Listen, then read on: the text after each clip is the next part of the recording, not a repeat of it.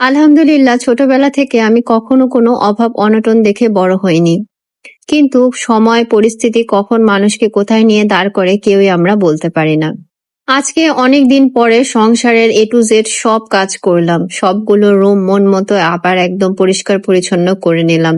অনেক দিন ধরে সংসারের এই কাজগুলো ঠিক মতো করা হচ্ছে না। নিজেই যেহেতু একটা এলোমেলো পরিস্থিতির মধ্য দিয়ে যাচ্ছি, তাই সংসারের সবকিছুই এলোমেলো। এত সুখের সাজানো গোছানো সংসার আজ নিজে ভালো না থাকায় কোনো কিছুই যেন মনের মতো করে সাজিয়ে গুছিয়ে রাখতে পারছি না। ব্লগটা শুরু করেছিলাম সকালবেলা থেকে। সকালের নাস্তায় রুটি বানিয়েছিলাম। তো সেখান থেকে মূলত ব্লগটা শুরু করেছিলাম। সকালবেলা একটু তাড়াহুড়োর মধ্যে আসলে থাকতে হয়, যেহেতু বাচ্চাদের স্কুল থাকে।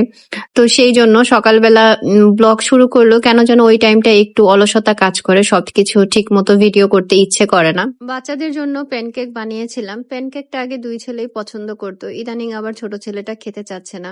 মানে দোনোজনের জন্য আলাদা আলাদা আবার নাস্তা মানে বানানো লাগে, কি যে একটা অবস্থা। আজকে ও এটা খায়, আরেকজন এটা খায় না, এভাবে আসলে চলতে থাকে।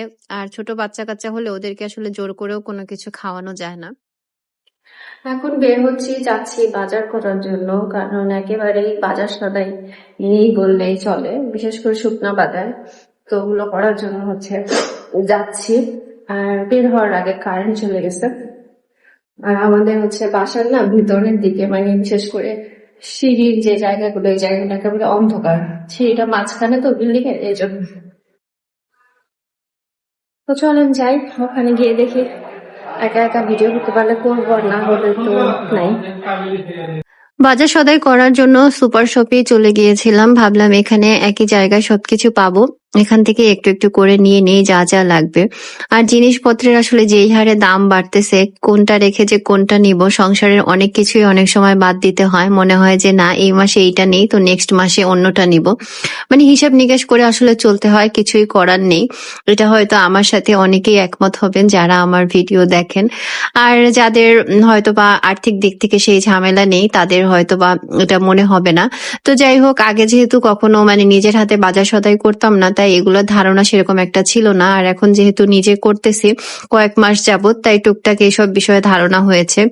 আর এখান থেকে ভাবছি আজকে অল্প করে গরুর মাংসও নিব।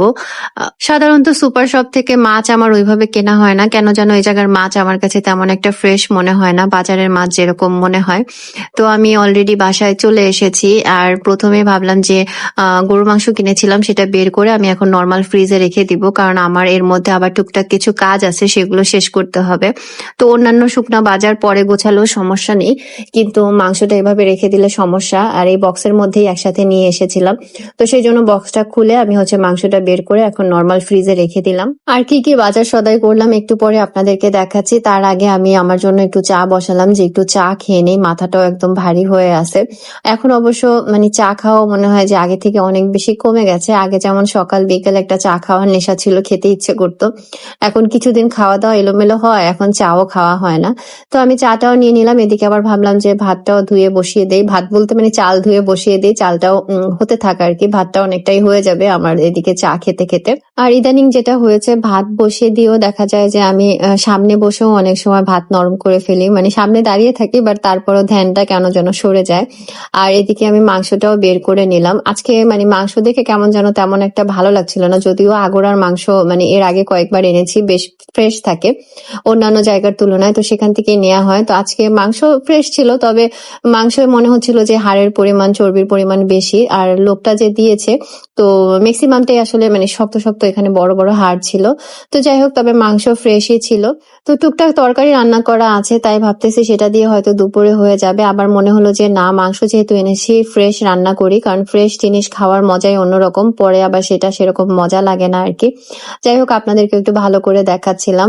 আর ওদের কাছ থেকে মাংস আনলে মাংসটা একদম পরিষ্কার থাকে, নর্মালি অন্য জায়গা থেকে আনলে একটু ময়লা টয়লা লেগে থাকে, কাঠের গুঁড়া টুড়া, বাট ওরা যেহেতু মেশিনে কাটে তাই পরিষ্কার থাকে আর কি। তো এদিকে আমার ভাতটাও হয়ে গেছে। তো চলেন এবার দেখাই কি কি বাজার সদাই করলাম। তো এখানে আমি চলেন এবার দেখাই কি কি বাজার সদাই করলাম। তো সুপার শপ থেকে পেঁয়াজ নিইনি, পেঁয়াজ তারপর অন্যান্য যেসব কাঁচা সবজি টবজি এগুলো সব বাহির থেকে নেওয়া হয়। তো আসার সময় হচ্ছে গিয়ে পেঁয়াজ নিয়ে আসছিলাম, আর এদিকে হচ্ছে কি কি আনলাম সেগুলো এখন দেখাই চলেন। যদিও আসলে এগুলো সম্পূর্ণ মাসের বাজার এটা বললেও ভুল হবে, কিছু জিনিস আছে যে 1 মাসের বেশি চলে যাবে, আবার কিছু জিনিস আছে যে দেখা যাবে কি বলে মাসের মধ্যে আবার নেওয়া লাগবে। তো সেরকম এখানে অনেক ধরনের জিনিসই টুকটাক নিয়েছি আর কি।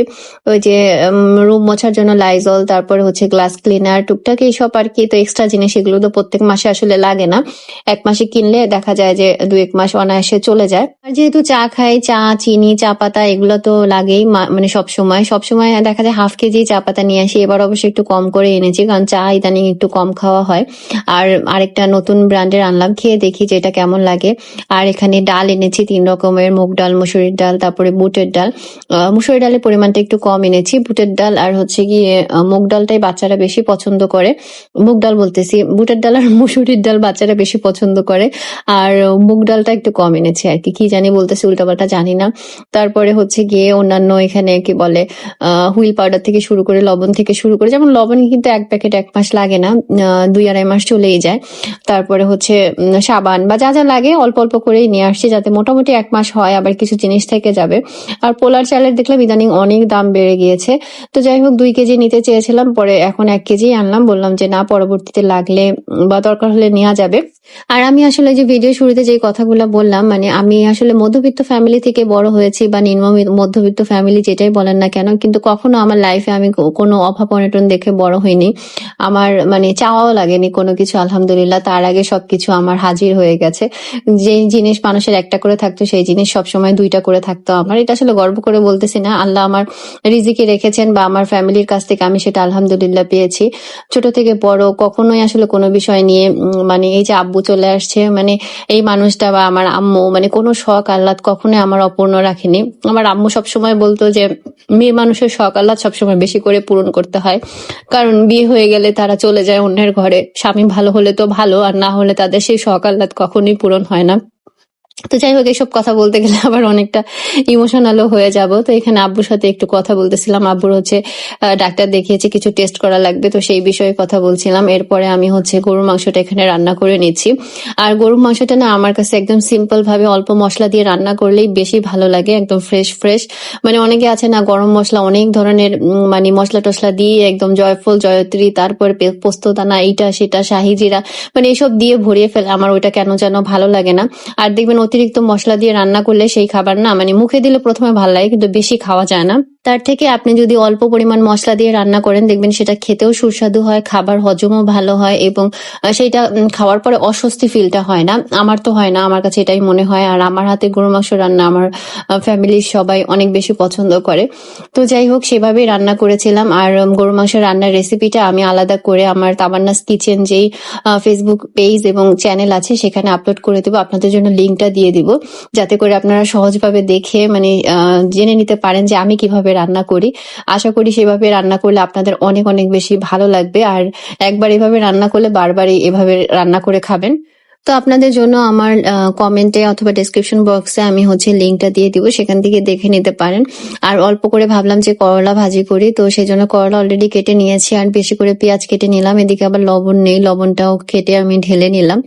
আর আলু তো দিতেই হবে মাংসে, তারপরে হচ্ছে গিয়ে করলা ভাজিতে, তো সেই জন্য সেগুলো কেটে নিলাম। এখানে মনে হয় একটা ক্লিপ একটু আগে পরে হয়ে গেছে তো যাই হোক দেখে আপনারা কষ্ট করে বুঝে নিয়েন আর কি।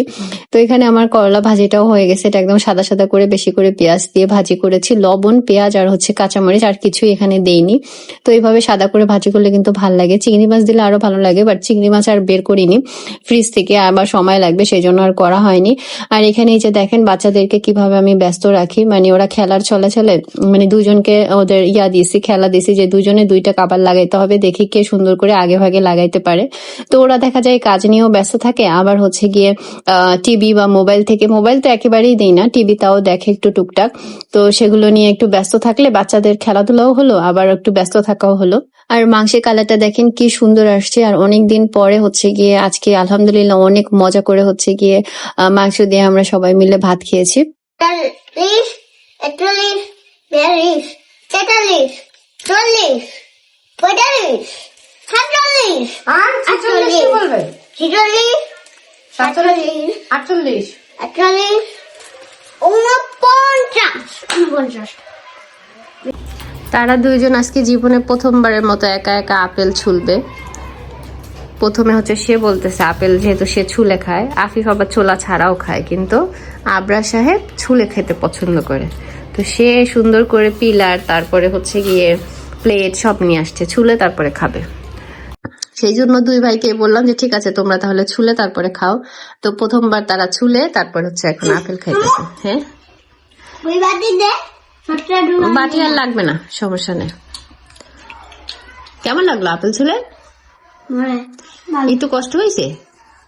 হ্যাঁ বলো, এই দুষ্ট। হ্যাঁ, প্রথমবার একটু কষ্ট হয়, আস্তে আস্তে যখন আরো বেশি করবে তখন শিখে যাবে, ঠিক আছে? এভাবে সব সব কাজ, হ্যাঁ আমরা একটা একটা করে শিখিয়ে দেবো তোমাদের, ওকে?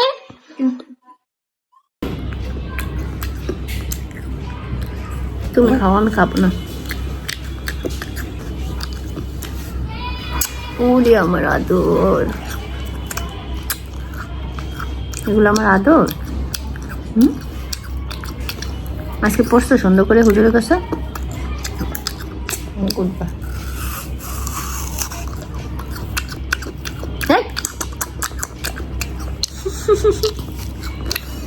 আর সময় যত যাচ্ছে ততই না পোকো আমাদেরকে মানে ওর মায়ায় আটকে ফেলতেছে। দেখেন ও এসে কি সুন্দর করে একদম আমাকে জড়ায় ধরে রাখছে, আর পুরা বাচ্চাদের মতো করে। বাচ্চারা যেমন ঘুমের থেকে উঠলে মানে মোচড় দিতে থাকে, নড়তে থাকে, আবার মানে আদর খুঁজে ঘুমানোর সময় ঠিক ওরকম মানে ও পুরা ঘুমায় গেছিল আদর পেতে পেতে, এরকম অবস্থা। আর ভাল লাগে অন্যরকম।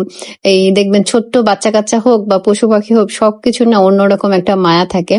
আর এই পশু পাখি আপনি পাললে ওরা কিন্তু খুব ভালো মতো বোঝে যে আপনার মন খারাপ, আপনার ভালো সময় খারাপ সময় ওরা কিন্তু খুব ভালো মতো বুঝতে পারে। তো এরপরে সন্ধ্যার দিকে হচ্ছে মা ছেলেরা মিলে আমরা খেয়ে নিলাম। সিজনাল ফল আসলে আমাদের সবারই খাওয়া উচিত, যদিও আমার কাছে আমরা অনেক বেশি ভালো লাগে, আমরা পেয়ারা। তো বাচ্চাদেরকেও একটু বুঝিয়ে সুজিয়ে অনেক পুষ্টিগুণ এটা সেটা জানিয়ে টানিয়ে একটু খাওয়ানোর মানে ট্রাই করি। তো কোনো রকম একটু খায় আর কি, বড়জন তাও একটু খায়, ছোটজন তেমন একটা খেতেই চায় না।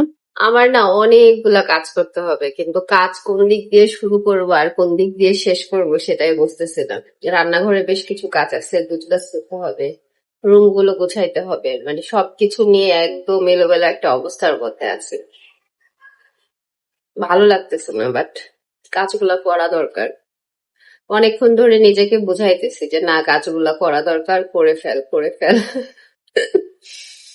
ঠিক আছে, কাজ শুরু করি, তখন আবার আপনাদের সাথে কথা বলবো। হ্যাঁ,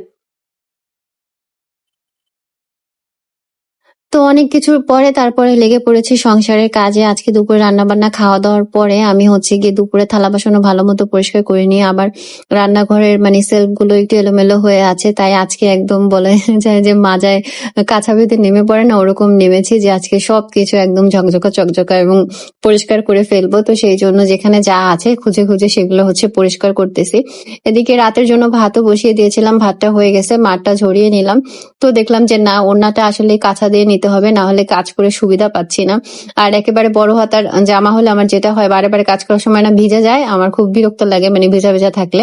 তো সেই জন্য হাতাগুলো কুচকে নিয়েছি, ড্রেস চেঞ্জ করারও আর মানে সময় দেইনি। আমি ভাবলাম যে একসাথে কাজ বাজ করে রাতে ঘুমানোর আগে গোসল করে নিব। তো জামা যেহেতু এটা পরেছি ময়লা হয়েছে, তো এটা একসাথে ইয়া করে ফেলবো আর কি। তো সেই জন্য সেইভাবে রান্নাঘরটা প্রথমে একদম সুন্দর করে ডিপ ক্লিন করে নিলাম। এরপরে চলে আসলাম হচ্ছে ডাইনিং স্পেসে। প্রথমে ফ্রিজটা ভাবলাম যে গ্লাস ক্লিনার যেহেতু এনেছি, অনেকদিন ধরে আনবো আনবো করে আনা হয়নি, তো সেটা দিয়ে ফ্রিজটা ভালো করে পরিষ্কার করে নেই। কিন্তু মা পরিষ্কার করার পরে দেখলাম উল্টা গ্লাসটা পরিষ্কার করার সময় ভালোই ছিল, পরে কেমন যেন ঘোলা হয়ে গেছে। তো পরে আবার অন্য কাপড় দিয়ে মোছা লেগেছে, তাও মানে একদম চকচকা হচ্ছে না। এটার আসলে কারণ কি বলবেন তো? আর এমনিতে ভিজা কাপড় দিয়ে মুছলে তো দেখা যায় পানির একটা দাগ হয়ে যায়। তো কি করলে আরো চকচকা হবে সেটা অবশ্যই জানাবেন।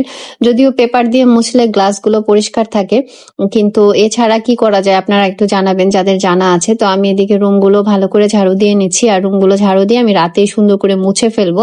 আর এদিকে আবরারকে বলেছি তুমি বিছানাটা একটু গুছায় দাও, আর আম্মু হচ্ছে গিয়ে রুমটা ইয়া করে নেই, ঝাড়ু দিয়ে নেই। আর তারপরে হচ্ছে আম্মু রুমগুলো মুছে ফেলবো। রাতের বেলা দেখা যায় কি রুমগুলো যদি ঝাড়ু দিয়ে সুন্দর করে মুছে রাখা যায়, তাহলে সকালবেলা ঘুম থেকে ওঠার পরে রুম টুম একদম ফ্রেশ থাকে, মানে ওই প্যারাশানিটা থাকে না যে তাড়াতাড়ি করে রুম ঝাড়ু মোছা দিতে হবে। তো দেখা যায় অন্যান্য কাজ নিয়ে ব্যস্ত থাকা যায়। আর যারা আমরা আসলে ভিডিওর এই কাজ করি বা ব্লগিং এর কাজ করি তাদের দেখা যায় কি মানে সংসারের কাজ ছাড়াও আরো 100 টাকা জমা হয়ে থাকে। ভিডিও এডিট করো, ভিডিও শুট করো, আপলোড করো, তারপরে কমেন্ট দেখো, কমেন্টের রিপ্লাই দাও, মানে অনেক অনেক কাজ কিন্তু থাকে। তো আমাদের অবসর সময় বলে আসলে থাকে না। সংসারের কাজ শেষে অবসর সময় যেটা, সেই সময়টা দিয়েই হচ্ছে গিয়ে ব্লগিং এর কাজগুলো করতে হয়। তাই দেখা যায় ম্যাক্সিমাম টাইমটা আমাদের ব্যস্ত থাকতে হয়। তো আমি একদম ভালো করে নতুন যে লাইজল এনেছি সেটা দিয়ে হচ্ছে রুমগুলো ক্লিন করে নিচ্ছি, আর 2বার করে ভালো করে সুন্দর করে মুছে নিতেছি। তো আমার রুমটা প্রথমে ভালো করে মুছে নিলাম, এরপরে বাচ্চাদের রুমে এসে বাচ্চাদের রুমটাও গুছিয়ে নিলাম, আর ওদেরকেও কাজে লাগিয়ে দিয়েছি। বলেছি মানে শুকনো অনেকগুলো কাপড় আছে, সেগুলো বসে বসে দুজনে ভাঁজ করো। তো যদিও আমার আবার নতুন করে হয়তো ভাঁজ করা লাগবে, কিন্তু আবরার দেখলাম খুব ভালো করে ভাঁজ করেছে, আর আফিফ হচ্ছে কোনো রকম কাচুমুচু করে রেখে দিছে আর কি। তো তারপরে ভাবলাম যে না, অভ্যাস হোক।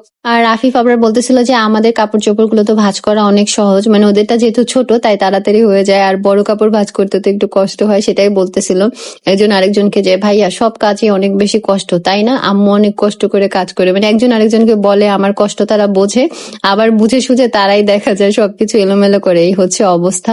আর এদিকে ঘর মুছতে মুছতে পোকো কিন্তু একবার এসেছে, ওকে দেখেছেন আপনারা? যাই হোক, আপুরা স্বাভাবিক জীবনে ফেরার চেষ্টা করতেছি। আপনারা বেশি বেশি করে ভালোবাসা দিয়ে সুন্দর সুন্দর কমেন্ট করে আমার পাশে থাকবেন। আর ইনশাল্লাহ নেক্সট ব্লগে দেখা হবে। সেই পর্যন্ত সবাই ভালো থাকবেন, সুস্থ থাকবেন, আমার জন্য দোয়া রাখবেন। আপনাদের জন্য অনেক অনেক দোয়া আর ভালোবাসা রইল। আল্লাহ হাফেজ, আসসালামু আলাইকুম।